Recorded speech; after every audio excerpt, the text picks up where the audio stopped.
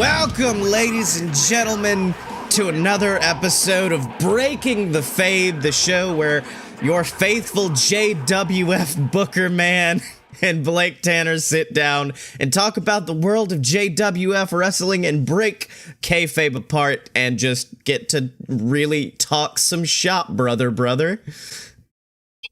This is what we do. This is Talking Shop.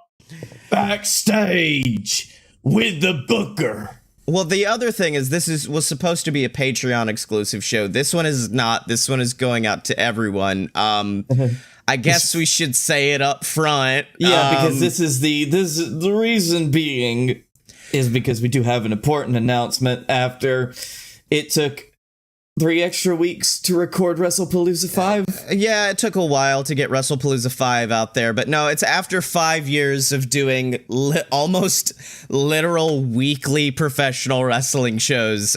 We are going to be taking a break, stepping away from the world of JWF. I'm going to be still writing fun things and making fun, like, audio drama stuff, so make sure to tune around for that. It's just, I think I told you about this as well. I realized that, how do I put this? Everyone's got a price for the $1 Million Man. And despite the fact that our show is free, despite the fact that JWF is a free production, there is still a cost to watch our show. And it's the fact that you have to be able to know literally like this roster of 50 deep people, and that's a lot to ask of like everyone at home. And it also and that shows roster has changed many times at this point, because we were talking just before we started recording, and I was like, I forgot that Mojo Gruff even existed for a bit. Yep, Mojo Gruff, who showed up and then we killed him off. We did kill him. We straight up did. Yeah, so it was that realization of like, I'd love to do wrestling content. I'd love to write for professional wrestling. It's just a matter of this is for me, the ultimate kill your darling. Like, this is the ultimate of like, yeah, I know this is your favorite thing, but you have to, just so I could work on more projects. I want to start doing like video essay style content where I go like weirdly in depth on stuff. Also, if there's anything you guys think would be cool to do, I want to do more like evergreen wrestling content, similar to like I guess similar to Wrestling with Regret, or alternately, I want to be like the Scott the Waz of wrestling, although that is literally just Wrestling with Regret. And don't worry, Fight Boyz is still going to be around. We're not doing it terribly regularly. It's usually bi-weekly now, but we're still gonna be doing that one.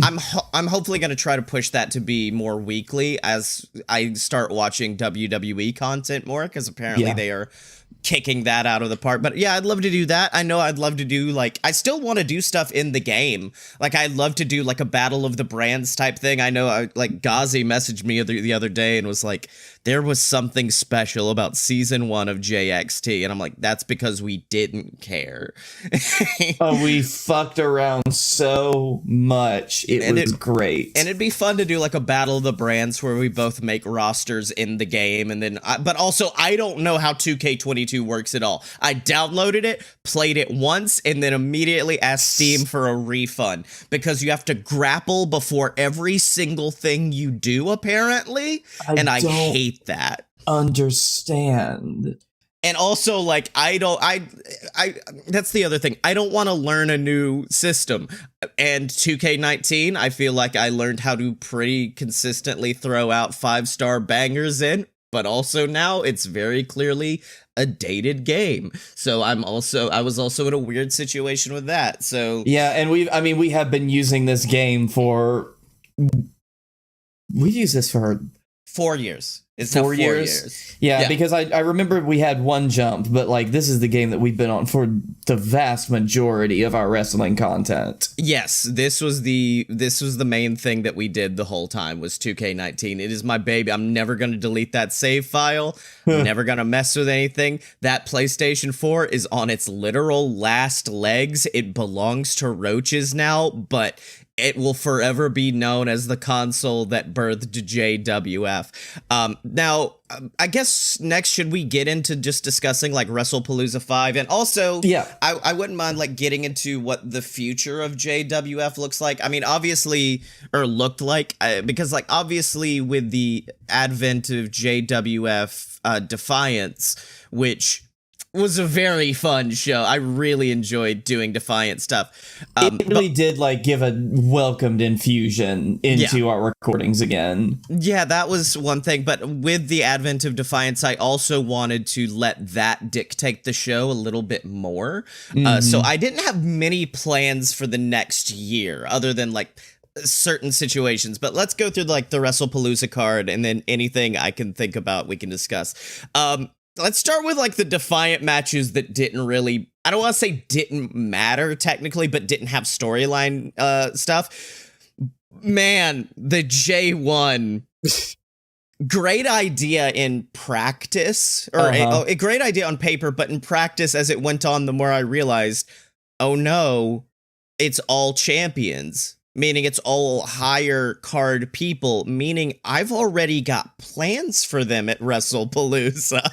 Oh yeah, it was I was pushing, so and I don't think I told you this, I went in and juiced Griffin. I juiced Griffin so hard because I was like, I don't mind if Jeb makes it, because then it gives also a decent reason why he would, spoiler alert if you've not seen Wrestlepalooza, lose at the end of the night in addition to other things. Also, if you haven't seen Wrestlepalooza and you're listening to this, don't. Just watch Wrestlepalooza first. Watch Wrestlepalooza. Yeah, so I was thinking like Griffin versus Jeb would be fun. I always love Griffin in tournaments, like awakening that fire in him. So that I was hoping for that, and then you just wouldn't stop. And then Guy Fieri decided after losing every match in the tournament up till that point. It was gonna beat Griffin. Beats Griffin. Because I'm like, oh, hell yeah. Griffin's fighting Guy. Guy's been already losing. Blake lost his first matchup. I can pull some bullshit where I'm like, they both have 8 points. Blake's already booked, so Griffin gets the spot. I can do that. And then Guy Fieri just decided to take a big old dookie on my plans. So we got Blake and Jebeduk, and the boy did it. Say what you will, the boy won at Wrestlepalooza.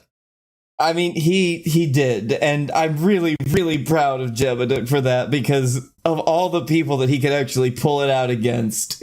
Yeah, having it be against my character, I'm just having him go against two of the Fight Boyz in the same night was very good.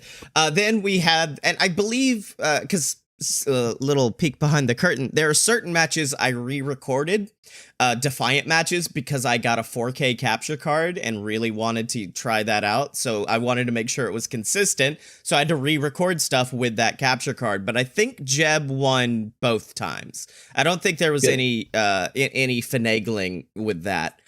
Unlike the Defiant Championship match, which was Gibbons, Mark Plays, Big Cyrus Crane, and Bacula.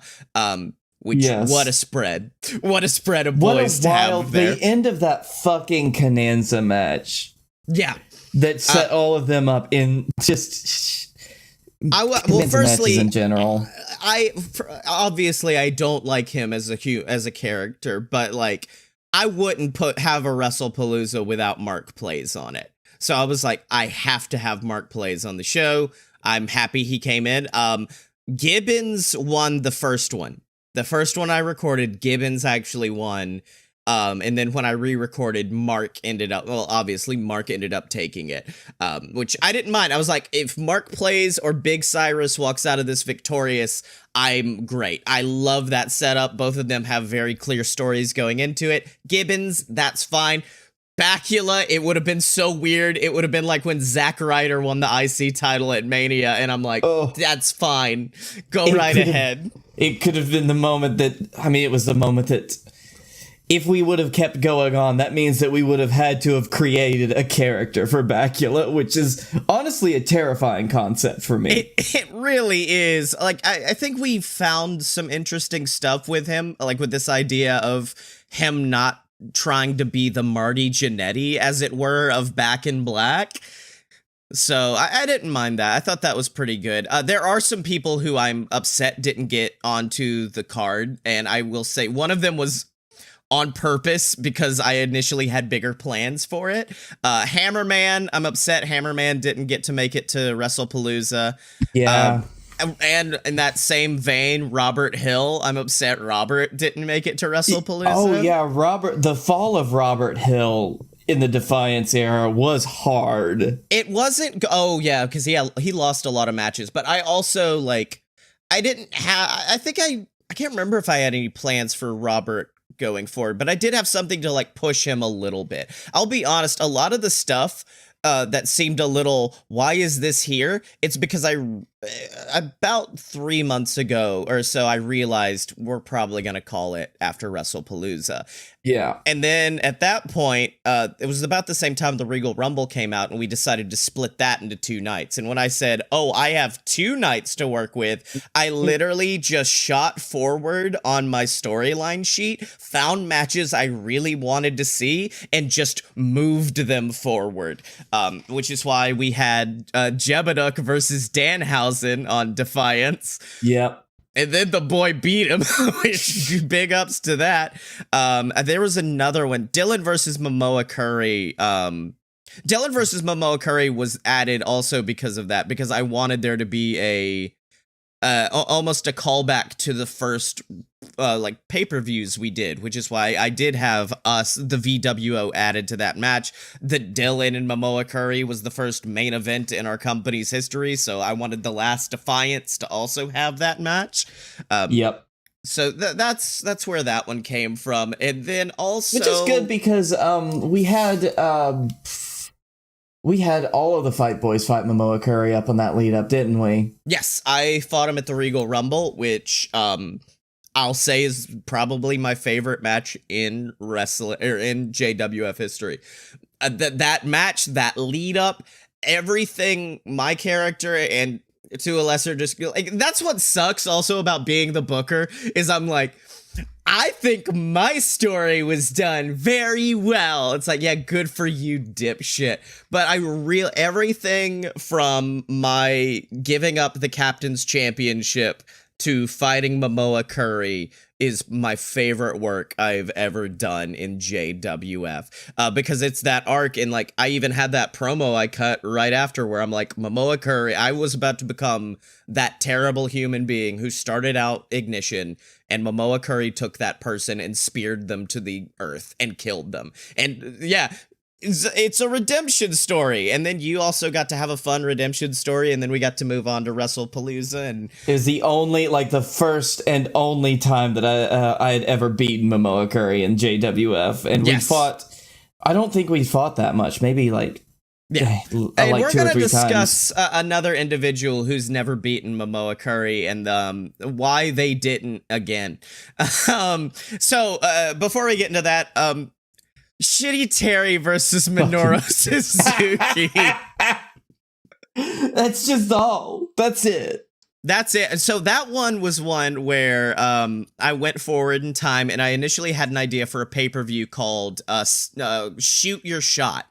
And the point of the pay-per-view was that our lower, Alabama backwoods wrestlers were going to call out big-time wrestlers, and then they would get their matches. And so on that show, I did not have Shitty Terry versus Minoru Suzuki, though, although that's what got Shitty Terry on this card, was I was going to put his original opponent, Shitty Terry and Nick Gage, which strictly the only reason he didn't fight Nick Gage was because I realized there wasn't a pizza cutter in the game I could use. And I was like, if I can't let Nick Gage be Nick Gage, I'm not putting him in the game. It's like, no, we can't do that. Maybe when the AEW game comes out. Yeah, exactly. So then I was like, who else could fight him and it would be great? And then I was like, it's gotta be Suzuki. And then that led Terry down I don't know what, I love that storyline of Shitty Terry just suddenly revealing that, in addition to being a drug-addled, crazed lunatic who murders people, he also has the power to transgress through multiverses. I mean, the fact that we delved into some crazy buck wild bullshit in JWF, and I'm always going to be the person that pushes it even further than I think you ever want. But Shitty Terry being the universe walker, being the fucking he used to be an auditor until he just fell into drugs. Yes, exactly. Let me see if I can find it, because I also wanted to do, and we may still do like goofy one-off things in 2K19 just to keep these characters around every once in a while. But I did also draft like Shitty Terry's Multiverse of Madness tournament. Yes. Where it was like shitty. I can't remember everyone I had in there. I know, like, I think I had Cena representing WWE, Suzuki representing New Japan, Nick Gage representing GCW. Like, there was a bunch of different names I had thrown in there because I wanted literally every company to have a hand in it at some point. So let's see. Dylan and Jebedick. We already talked a little bit about Jebedick's quest. God, I knew from the beginning Dylan was going to be a heel because I still have it here. Dylan was going to hold the title from Summerfest 2021 all the way to Wrestlepalooza 6. And this is another reason why I'm kind of happy we are quitting, is because the person who dethrones him would have been me, because I'm the only person who was able to pin him before, and that's just how it would have worked. There would have been some fun redemption stuff, but that got played out in the Momoa Curry storyline, so I don't know what I would have done, but it would have been a lot of Dylan calling me out about, like, you pretend to have everything together. You pretend to be this illustrious, grandiose, big person, but you're just white trash. And it would have been this turning point for my character of, like, realizing, like, oh yeah, I don't have to fake who I am anymore. Like, I can be who I am. And it would have been a fun turning point. That's really all I had. There was we'll get to your arc and what you were gonna do in a few, but yeah, I always knew Dylan was gonna turn heel. I always knew Dylan was gonna be our Roman Reigns, and well, I think there was a moment that you said another parallel was, of course, obviously Dylan won with an upper dicker, which is exactly the ending of Wrestlepalooza 1. So we not had Wrestlepalooza 1. Not Wrestlepalooza. It was next pay-per-view was what we called it. Yeah, it was like it was proto. I can't remember how the first Wrestlepalooza ended, and we don't have to talk about it, to be honest with you. I don't know what happened. So then, moving on, because there's one match that kind of, there's one more match on night 1, but I'm gonna blend that into night 2. Us versus Demon Inc. I don't think I had that planned from the beginning. I don't think I've ever thought anyone else could be A, fighting Demon Inc., and B, taking the titles away from them other than their mentors. It was, that was the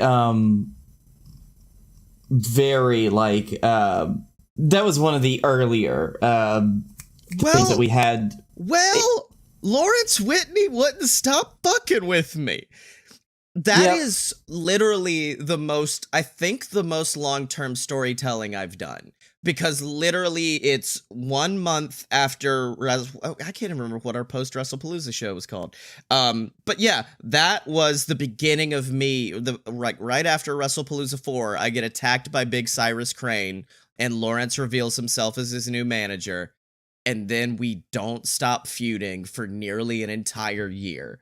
Obviously, there were, like, breaks to do the Momoa angle and stuff like that, but for the most part, Lawrence Whitney was on my ass the entire year, and then when I started feuding with Momoa, I said, all right, now he's gonna feud with Blake, and then it brings it all together, he unites us, and then we get to fight back. Which I love. Objectively, I love Lawrence Whitney as a character, because hate to use this comparison, but it's almost like I was the Tony Stark and he was the Ultron of the affair. You know what I mean? Jesus Christ, Blake. The people who are listening to the audio version of this did not get to just see that plume that Blake Tanner just emitted from his mouth hole. But yeah, he is the embodiment of all the shitty things heel Scottye did, and then I had to pay penance for that over the course of an entire year.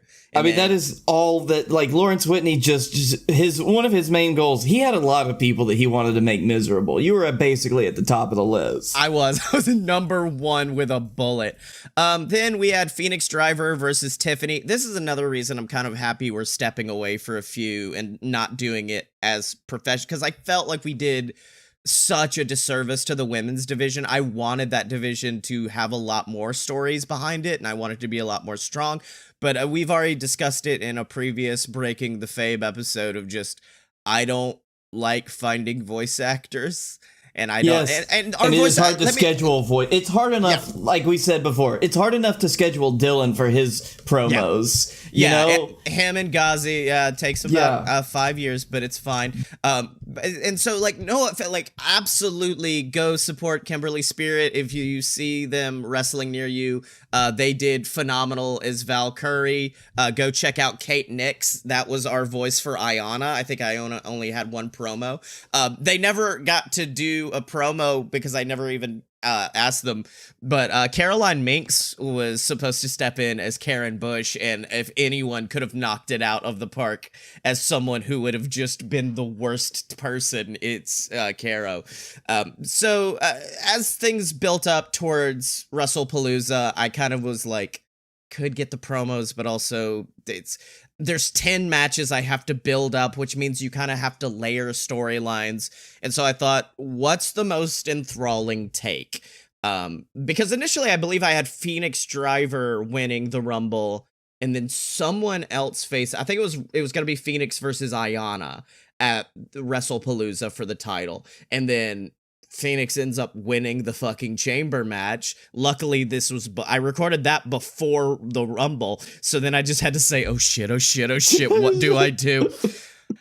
Tiffany, I guess, wins it, because obviously, like, your top babyface, badass champion, and then your ultimate chicken shit heel. It was very well done, though, like, especially the match even, because it did seem that, like, Tiffany, I think, was someone who you could very easily play as underestimated, which is kind of what happened. The fucking chat going crazy for Tiffany, and it made me so happy. We were driving back from Gatlinburg, to catching up on the chat, because it was like night 2 was live when we were on our way home. Yeah. So I was sitting there going, like, how do I build this matchup knowing I don't have any promos? And I'm like, okay, take the dipshit boyfriend Mark plays and essentially have him become bitch to Karen Bush, and then the story of the match then becomes, because that was the other issue, is I had to get rid of all of the briefcases, because I'm like, oh shit, everyone's got a briefcase. How do I get rid of these? So obviously, like, I had Gibbons cash in on you. I can't remember what happened with the tag championships. Oh wait, that's right. They announced it and then they cashed in on Defiance. They did the I think Rob Van Dam method. So that's how I got rid of that one. Then I said, okay, Karen's the last one.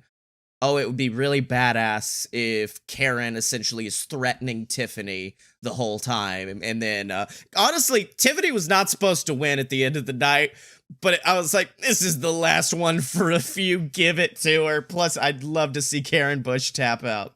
Yeah, we had a lot of, like, good energy wins that night.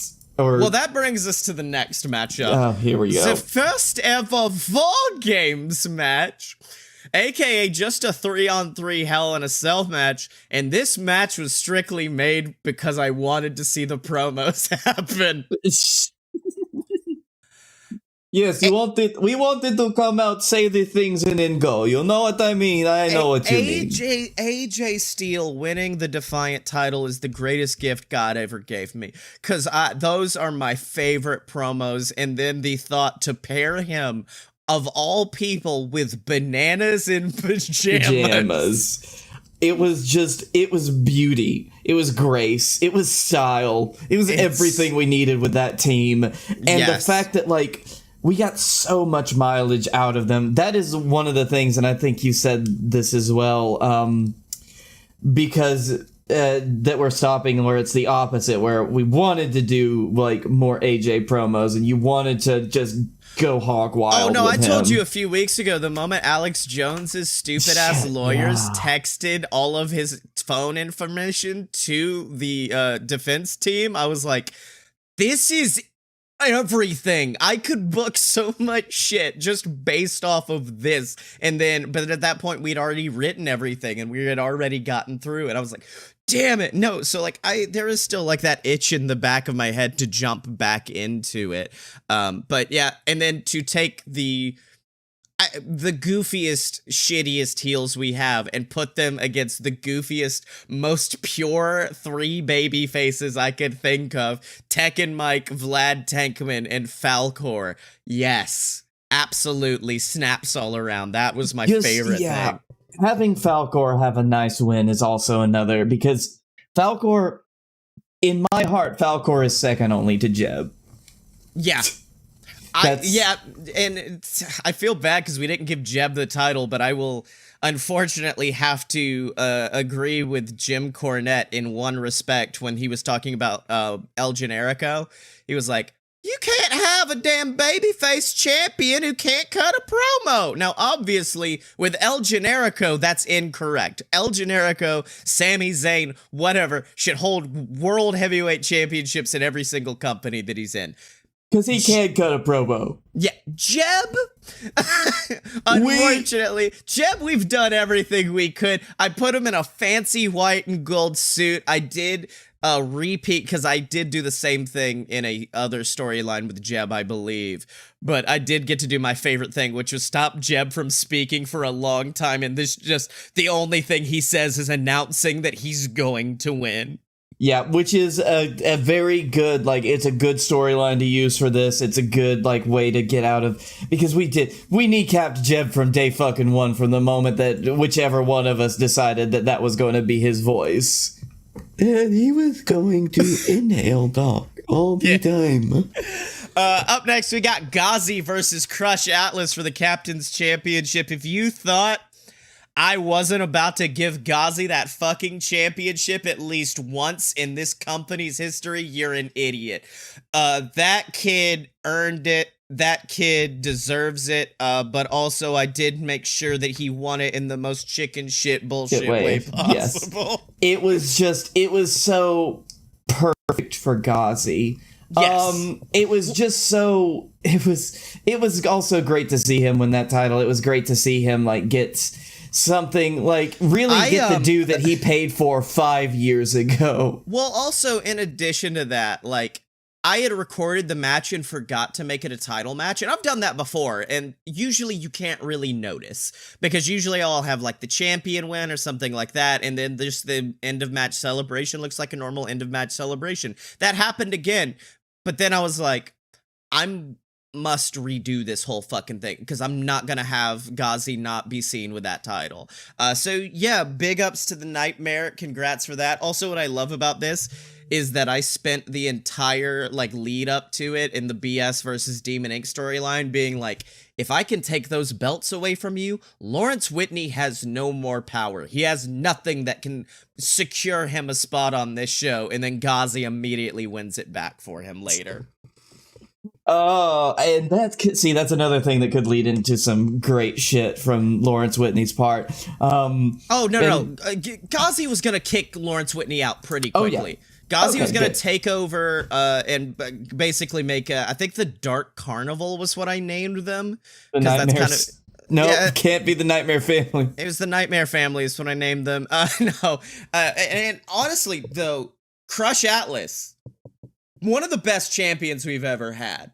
No doubt. I've never seen, well, obviously, because we've never had, like, a big fan base, because, like I said, we're an expensive show, kind of.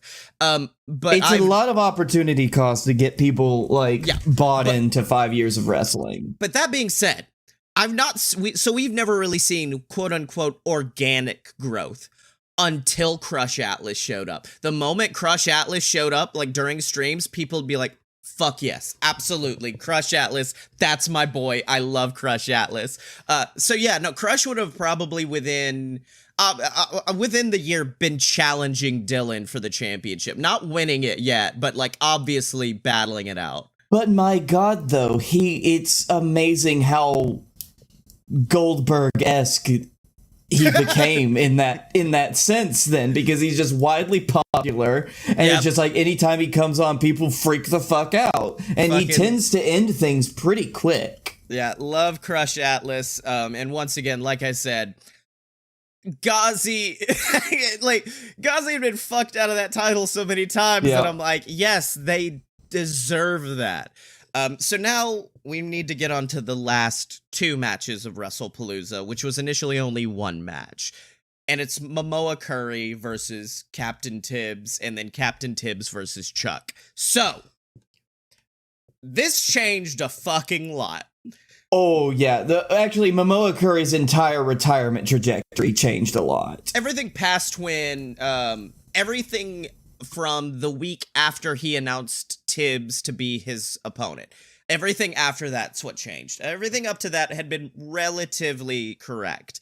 But the initial plan was obviously Chuck was going to... okay, so the initial plan was Tibbs gets found the next week. He's been beaten down, and then shockingly reveals to the world that the Hammerman is the one who beat down Captain Tibbs. The only difference is we would have played it a lot more straight and a lot more genuinely. Like, Hammerman would have been kicked off the show for months. And Chuck would, like he did in Storyline, get offered the opportunity to fight Momoa and then go on to Wrestlepalooza, and he would, because Chuck has never beaten Momoa Curry. He would have beaten Momoa Curry in his final match in the company, also making something great for his father, which was great. And then we cut forward a couple of months, and the Hammerman's suspension is up. He returns. He saves the VWO from a beatdown by Demon Inc., and then a couple of weeks later, the Hammerman gets beat down backstage, taken out, and the Whitney family are basically responsible for it. And the next week, they need a partner for a trios match. Mm-hmm. Who comes in? Chuck fucking Tibbs, who is going to be the most shit-eating babyface of all time. It's going to be like when Kurt Angle teamed up with The Shield that one time. It's just clearly off. Something's wrong. Then... Also, I gave Chuck cash in the bag. I don't think it would have worked out well for him. Looks like it doesn't as I scroll down. But we still got a lot of this. I still have like quite a bit of it. But as things went on, eventually Hammerman would return and reveal that Chuck was the one who attacked Tibbs all along. And at that point, that's when we were going to reveal his alliance with Robert, and that's when it was going to lead into Wrestlepalooza 6, which was going to be Chuck Tibbs versus Captain Tibbs in a retirement match. And obviously Chuck would beat his father, and then that would be the whole Whallabaloo. So that was my original plan. Because that was going to be, at that point, that was... had been... This was my slow burn. This was my ultimate slow burn, was from like Rumble to the next year's Wrestlepalooza, slowly building this story of Chuck Tibbs. Now, once I realized, two things happened. First thing happened was I realized, I'm not going to be doing anything. I'm not going to be booking anything past Wrestlepalooza 5. There's no show after this. And then that was one thing. Second thing, I made Momoa cut that badass promo detailing the origins of how he met Captain Tibbs. And I was like, that's too fucking... if I was an audience member after that promo and I didn't get Captain Tibbs versus Momoa Curry, I would feel very fucking upset. Yes, because it is something that has not been seen before in our canon. Yes, exactly. So I was like, it'd be very upsetting. And then I said, okay, do I just have them slowly build up the storyline? And then that's when I think was about the time we announced that there were going to be 2 nights. So I said, okay, What if we have Captain Tibbs versus Chuck Tibbs from 6 on night 1, and then whoever wins fights Momoa Curry? Get a little bit more fun, more villainous. Obviously, like Wrestlepalooza 6, the initial plan was there was going to be Hammerman and Robert Hill. And then that was planned for Wrestlepalooza 6 in addition to Chuck versus Captain Tibbs. That way, both of those members of the rivalry kind of got something out of it. And obviously, I just ended up having to shove one on Defiance because we didn't have much time. There aren't many future storylines I was extremely excited about. There was only one that really sticks out to me, and it was going to be the fact that initially, and I honestly, given the way the match went, we could still do it, because the that ladder match, I loved what my character did, because it was just setting up increasingly ridiculous Home Alone style traps to take out Sami Sin, and then subsequently being put through those traps myself. And so what was going to happen on the next episode of Ignition was that I was going to announce I was injured and I had to disappear. Obviously that was to set up me returning to save you, I believe, at Summerfest from a beatdown by Dylan. And then that was going to be the beginning of me and Dylan's storyline. So I just was taking myself out, and initially Legion never cashed in their briefcase. So Legion was going to say, we have the briefcase, we're the champions. And Blake, you would have basically said, well, no, I could find a partner. I can. And then Falcor was going to show up. Oh, you know what? I could be your partner. I could be your Dragon Man. And this was before we had the Blake Tanner redemption, so you would have been you would have hated Falcor every step of the way, and this was going to be similar to like the Hangman Page Dark Order thing of like, no, it's okay to love yourself, it's okay, I'm here to have fun, I'm not here for championships, I'm not here for any of that. Like he was going to teach you how to love wrestling again, and then eventually, I believe I actually had you guys. I had you guys win the titles at next year's Regal Rumble, and then you would fight Demon Inc. at Wrestlepalooza 6 in a rematch from 5. So yeah, that's only really big future plans I have. Let me see if I have anything else that was super crazy. VWO when Cash in the Bag, which fucking would rip because that would mean another BS storyline. Let's see, Dylan wins that. Shitty Terry was... Oh, that's right. Oh, this was going to be such a fun story. I'm so mad I didn't get to do it. Shitty Terry was going to start feuding with Mark Plays, but it wasn't really a feud per se. It was going to be revolving around the Captain's Championship and Mark Plays wanting the championship and essentially using Shitty Terry as like his butler. And so it's like a feud where only one person knows they're in the feud. And Terry is just being Terry, which is honestly kind of all we could do with him at that point. The power, the potential power that Terry has is too great. Yeah, it was going to start at the King of the Steel City tournament. Shitty Terry was going to beat Mark Plays at the end, and then Mark was going to manipulate him into challenging for the Captain's Championship. Shitty Terry was then going to lose, and then at the Regal Rumble, we were going to pull I don't think it was Roman. I can't remember who challenged Sammy. It was AJ. It was AJ versus Sammy and Kevin Owens. We were going to do that. The BS champion, or not BS champion, Captain's Champion was going to take on Mark Plays and Shitty Terry in a handicap match.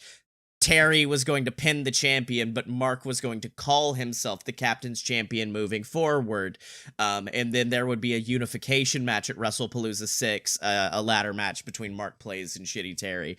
So that was some of my other future plans. I would like to also quickly go down my shoot your shot card, because it's good shit. Firstly, Jeb and Danhausen was on there, which already got moved to Defiance.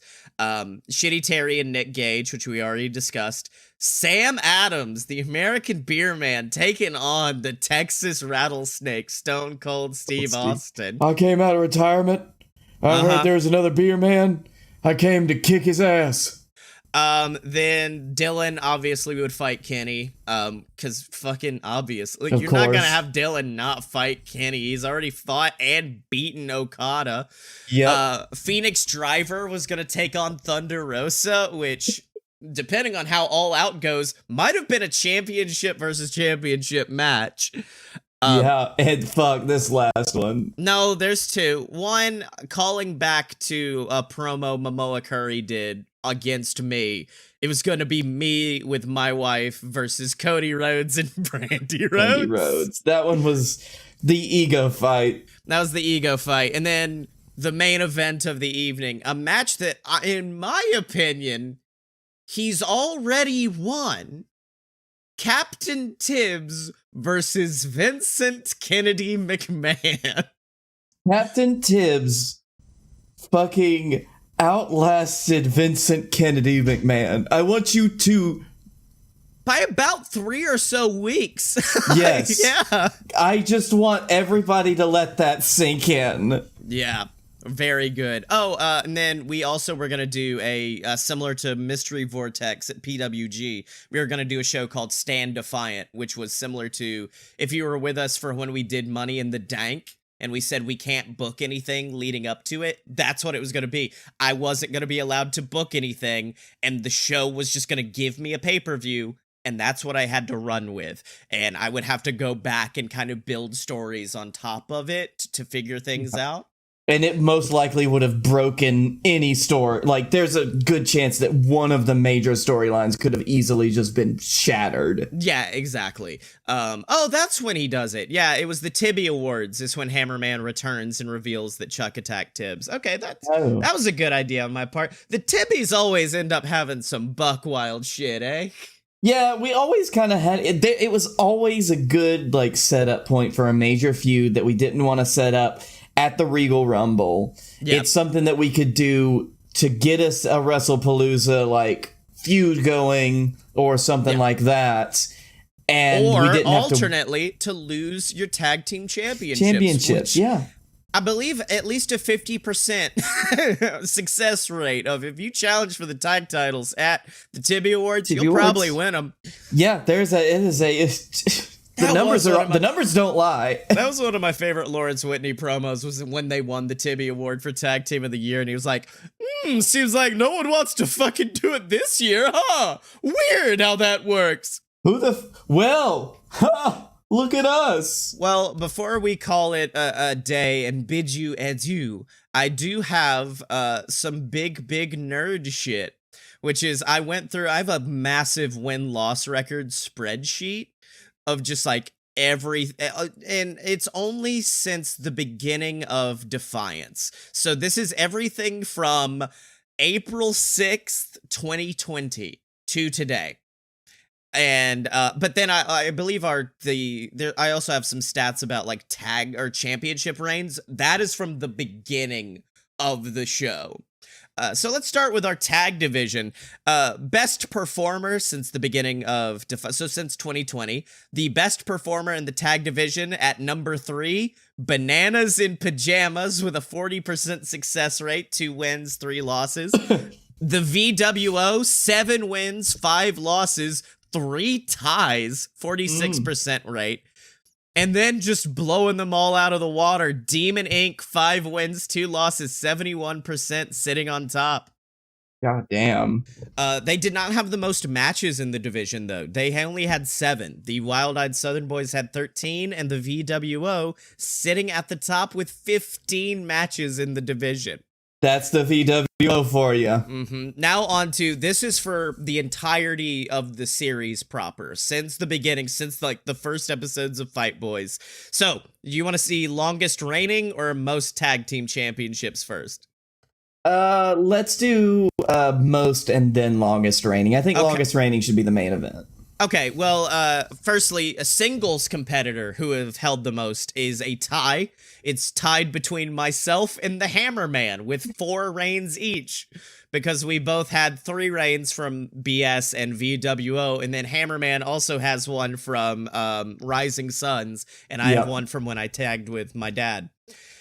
Then as far as actually tag teams, Bananas and Pajamas are our runners up with 2 reigns, and then I've already fucking said it, the VWO and the BS with 3 reigns each, meaning that there's another big story that like we could have played with in the future with that. So that would have been fun. Longest reigning tag team champion. First is easy. I want to know if you can get second place because yeah. I don't think this happened on purpose.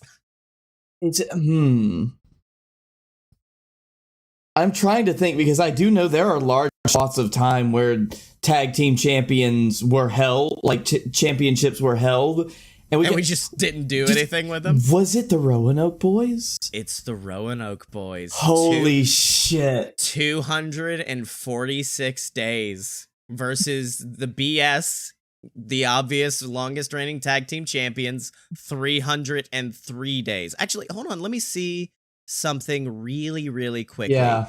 It does, because it's like, that was all one reign, wasn't it? For us? Yes. Yeah. I did combined reigns for a few of them, but wait a minute. Oh, Blake. Because it took us so long to put out Wrestlepalooza, the Roanoke Boys are now in 3rd place. Demon Inc. with 258 days. Oh, dang. And the Demon Inc., they got so fucking close. Is this only the second? No, we've had it 3 times. Yes. If you have any questions about numbers, I can get them for you. Yes. It's because, we had those 3 major reigns. Well, technically, we just got our 3rd one. The 3rd one just happened. So, so we've had 2 big reigns. One was 303 days. The other one was 74 days. Then when you added those up, unfortunately, I was hoping the VWOs would be combined more, but unfortunately wasn't. So I couldn't give them the rub on that one, brother. On to the women's division. Going from the beginning, I think actually the women's division was introduced during Ignition, so all of this is like the beginning of 2020. Longest reigning women's champion is not much of a surprise. Phoenix held it for 56 days. The runner-up, 371 days old Val Curry held that belt. And I'll tell you something, that is the longest reigning champion we've had in this company's history is Val Curry. Val Curry, so 371 days. 371 days is the longest anyone has held a belt in this company. Most matches in the division, Phoenix Driver with 6 as our runner-up, and Val with 9 sitting in 1st place. And as far as our best performers are concerned, you're gonna be real happy for 3rd place. Because it's a thriller, a killer, it's Skilla, 3 wins, 2 losses, 60% success rate. 2nd place, one of my favorite feuds we've had, and they are still feuding for 2nd place. Phoenix Driver and Val Curry are in 2nd.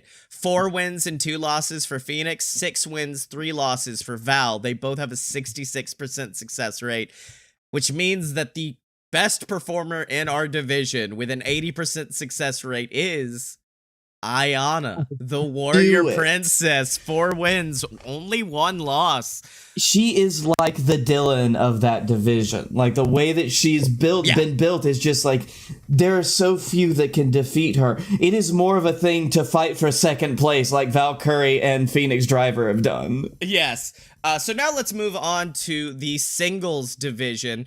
Let's start with, I've got a lot for singles division. I've got most matches, most championships, most reigns, longest reigns, best performer. Where do you want to start with? Oh God, let's see.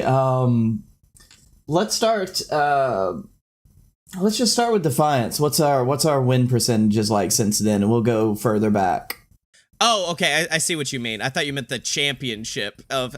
Okay, how about we do most reigns first? Because that's how... And then we'll work our way up to, like, best performer, most matches, and all that. So most reigns with the JWF championships is a 3-way tie. Oh, shit. Between the Dylan, Blake Tanner, and that's right, the 3rd man, Chuck Tibbs. Chuck fucking Tibbs beat me out. Chuck fucking beat me. All of you, of course, held the title 2 times. Most reigns captain's champion is a 4-way tie between the Dylan, Blake Tanner, and of course the third man, the Hammer Man. But wait, there's a 4th one in there. Vacant. The title has been vacated more times than I've held it. And one of those vacations was my fault. I vacated it. I know. I know you're giving yourself some shit for like making great stories for your character and all that, but you know what? When it comes pen to paper, the rest of the Fight Boyz did pretty well off without it. Oh yeah, most championships. So that's everything: captain's championships, defiant championships, everything.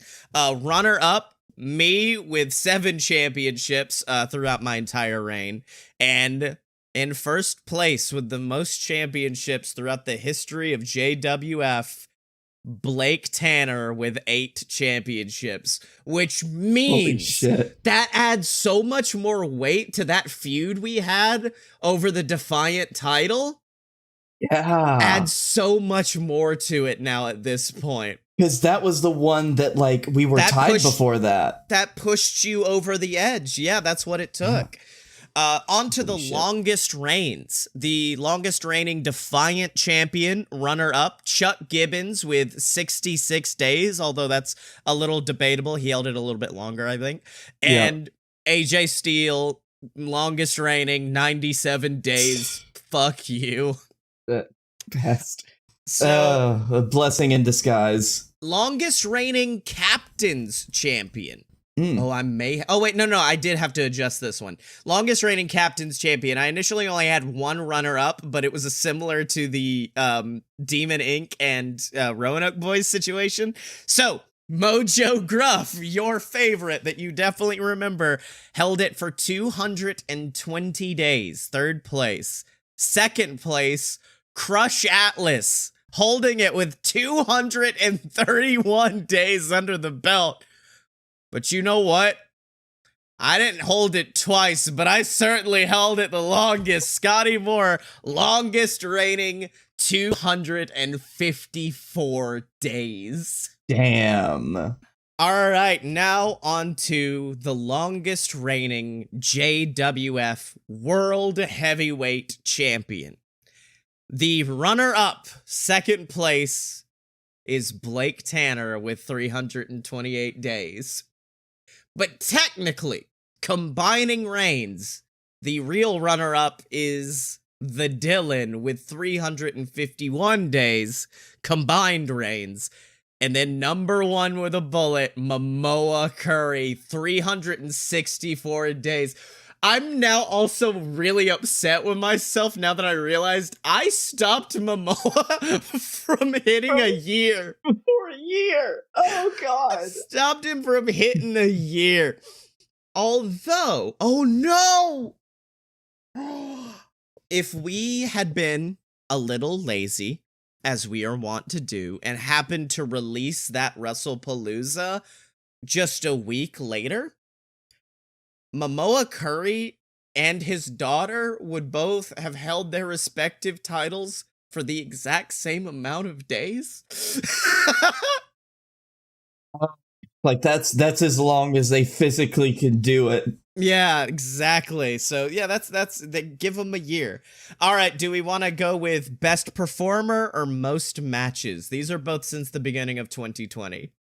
Let's do most matches first. All right. Well, in 3rd place, we have a 3-way tie with Scotty Moore and his 2 best friends, Robert Hill and Chuck Tibbs, with 23 matches each since the beginning of 2020.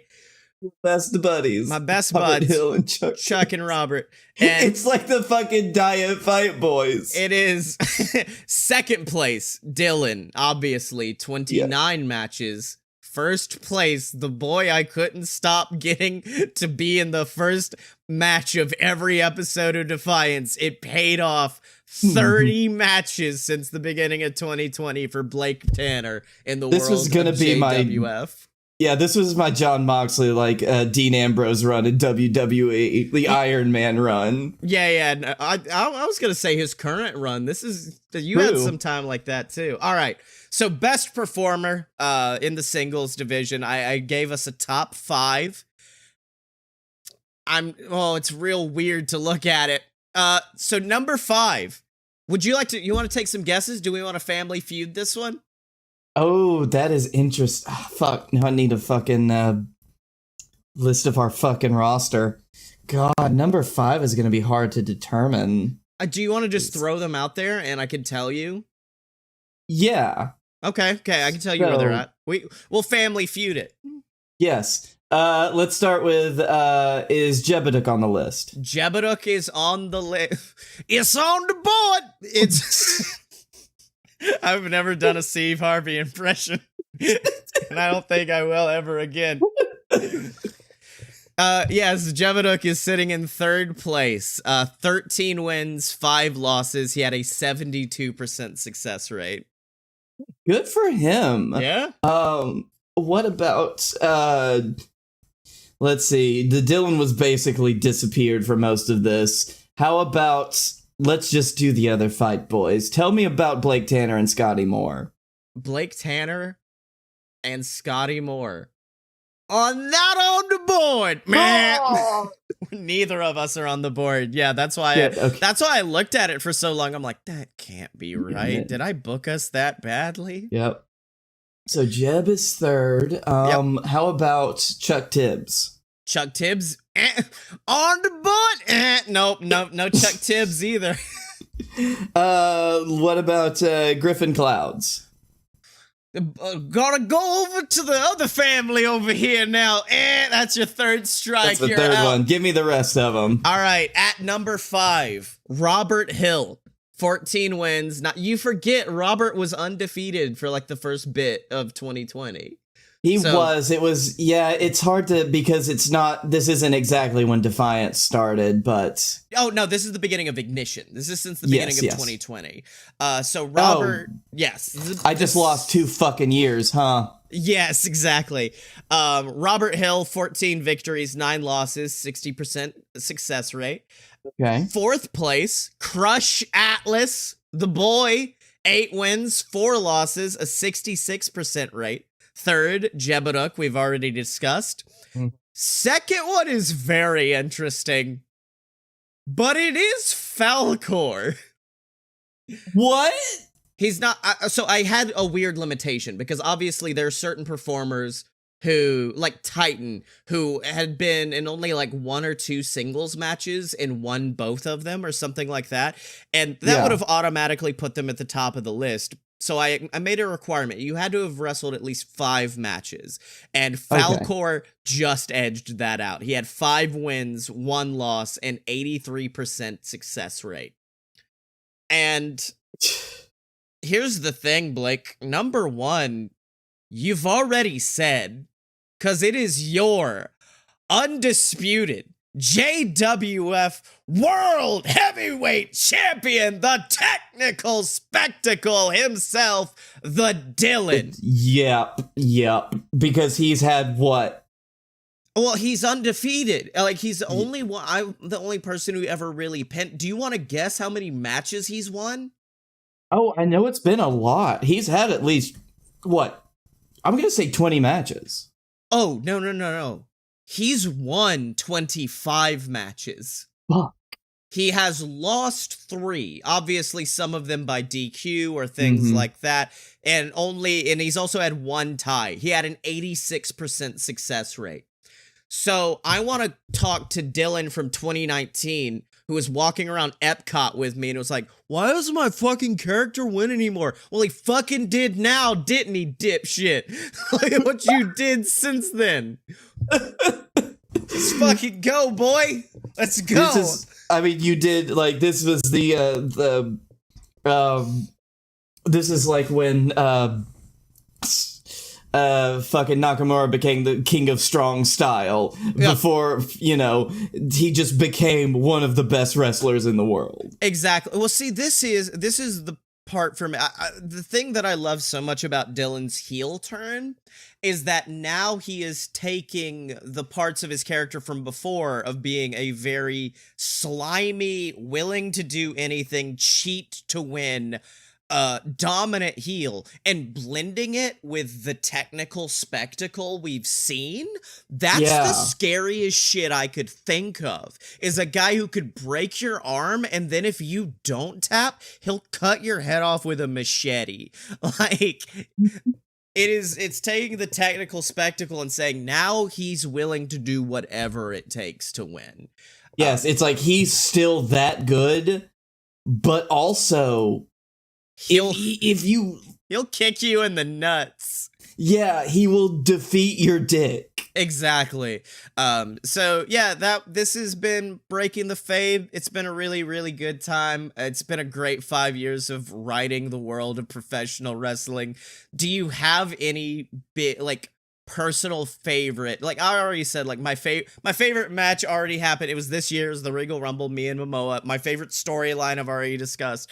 The only other thing that I could think of storyline wise that I really adore was the Momoa Curry Leviathan storyline. The Momoa Curry Leviathan stuff was amazing. I wish that could have been on Ignition. I wish that could have had more like treatment to it versus being tacked on to the end of an episode of Fight Boyz, because Momoa Curry died and then got resurrected and possessed the body of Captain Tibbs. We've destroyed arenas. We caused apocalypses. We did the thing in an anime where like the Protag's theme song starts playing and it inspires them to get a big victory. Like that's probably one of the other matches I always go back to is Momoa Curry versus the Leviathan at Heck in a Sec, where at the end Momoa Curry his like theme song hits and he just immediately comes back and beats the shit out of his brother. God, I actually like some of the early stuff as well. I loved our feud with the VWO, the original ones. I love how it led into our breakup, the fights with the championship. Like the first couple of years for JWF is really just like for the BS to get their shit in. We did, and we got it out of the way, and that's okay. But I did like it when we were getting our shit in, because we finally got to have the feud that we kind of wanted for a long time. Here's the thing, and I do feel bad about this. It's like when we started the show, I was like, oh, the money feud is me and Blake, obviously. And now, like, sitting here 5 years later and having gotten to know, like, I already fucking knew you back then, but getting to, like, Dylan better, I'm like, oh, wait a minute, no. That's the money feud right there is Dylan and Scottye. Those just two people who are willing to go to any fucking length and say whatever the fuck. Like, absolutely. So, and then, like, going back to that, I do feel like there is one specific moment that sticks out to me, and I'm still upset to this day that the recording kind of got fucked up in a weird way. But it is the fact that the way you won the JWF World Championship and then went on to hold it for nearly a year is that Griffin was a dipshit, ran at you, and fell in a hole. He just fell. Big Rocket fell in a hole and you just crawled down, hit him with an elbow drop, and we're like, I guess it's over. Pinned him. I'm champion now. So I had a lot of successful defenses after that. Yeah, you did. And then you lost to Brunch Boy. The darkest stain on our I've written storylines around Guy Fieri being like, oh, he's not the a real champion. Brunch Boy Baron was so bad that I was like, I'm not even gonna reference him and shit. No, he's better off forgotten. As a matter of fact, I'm offended that you made me remember that's how I lost the title. It is. You went into a Heck in a Sec, and then he took advantage of it right after the fact.